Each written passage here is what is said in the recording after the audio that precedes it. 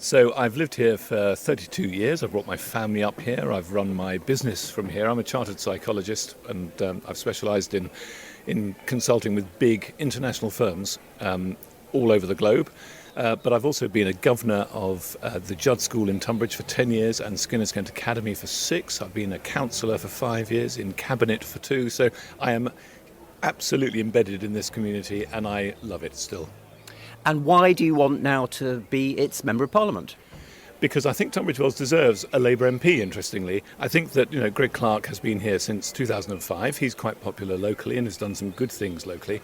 But he does not represent the values of most people who now live in Tunbridge Wells in Parliament. And I think that Tunbridge Wells deserves somebody who is going to actually genuinely represent what we need to do to climb out of the disaster that we've been in for the last 14 years. But of course, you haven't just got Greg Clark to face in this parliamentary election. There are the Liberal Democrats, Mike Martin, and he's making the case, particularly after the local elections, that the Liberal Democrats, having taken over the borough council, are now the obvious opposition to the Conservatives. And if you vote Labour, then you risk letting Greg Clark back in. Well, it's an interesting argument because if you look at the polls, particularly electoral calculus, we are second in the polls to the Conservatives, not third, as the Lib Dems might claim. And you're saying in this constituency, from polling in this constituency? Well, I don't know whether it's polling in this constituency or extrapolated polling, but the view is, that, and certainly the national mood is, that people want a Labour government and they want an MP who represents the party in power. And for Tunbridge Wells to have anyone other than a Labour MP, I think would be a huge disappointment, because if you are the MP of the party in power, you know who you can go to, you have levers that you're able to pull, you're definitely involved in the decision-making process. If you're a Conservative or a Lib Dem this time round, you're not going to be. Now, at national level, Labour seem to be differentiating themselves from the Conservatives over housing. That's an area that you know a lot about as having run that department for the Borough Council. But aren't there going to be a lot of people in Tunbridge Wells worried that Labour's planning to build more houses on green spaces in Kent than the Conservatives are currently already planning? I don't think that people should be worried about us building on the Labour Party building on green space. We've been very clear. Brownfield first has always been the view, and that is to be continued. Then we have greyfield, which is greenfield sites that actually are known by everybody not to really be viable as greenfield sites. They're not, green pastures, and they're not terribly useful. And we take them in second place after brownfield. And after that, if there is still a need for housing, and I believe that there probably is still a need in the southeast, then we look to elements of the green belt, and that is the reality of what we have to do. But isn't the green belt there for a purpose, to stop the spread of urban, to stop the spread of towns further and further, and also, given the fact the infrastructure is already overloaded, roads and so on, that can't be expanded, let alone doctors and so forth? Isn't that a worry for some voters? I think it is a worry for some voters, but you have to understand that even in Tunbridge Wells, we stopped the sprawl of joining Tunbridge Wells to Pembury, for instance, in a recent application, which I spoke against at the appeal and was won. So we protected the green belt, which is the stopping of sprawl between those two conurbations.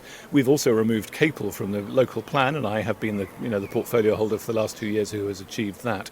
And that is a recognition, exactly as you have described, that infrastructure is not always going to be available quickly enough to support the development of new housing. But you do have to recognise that there are opportunities across the Greenbelt, which is only 23% of Tunbridge Wells. It's 93% of Sevenoaks. There are going to be opportunities to build within the Greenbelt that are wholly appropriate and most people will not be fussed by, I believe. What about education? There are a lot of independent schools who are very worried at the moment by adding VAT to their fees, because the parents who take them there, they're not huge schools, they're not particularly wealthy parents who send them there.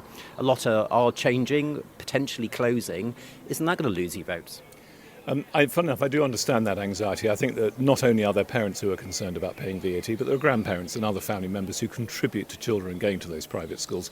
In my view, and it's something that I would do if I was the MP and I would be able to advocate straight to an education minister, is that I think that we should have a different agreement, which is if you have facilities in your private schools that it should be available to the community, then let's have a contract that says, OK, we'll have your swimming pool for 50 days a year, we'll have your football pitches every other Saturday, whatever it might be, that the school then signs up and says, OK, on that basis you can keep your charitable status because you are clearly contributing to the community. Schools that don't contribute to the community lose their charitable status. I think that penalising parents and grandparents for VAT, for me, doesn't sit comfortably. Okay, but even if your plan goes ahead, I mean, there are some small schools that literally have no facilities. In fact, their facilities, in terms of buildings and swimming pools, are probably worse than the state sector. So what could they offer to get this status? Well, then you might question what their charitable status is. What is it that they're providing to the community? Well, they're saving the state a lot of money, aren't they?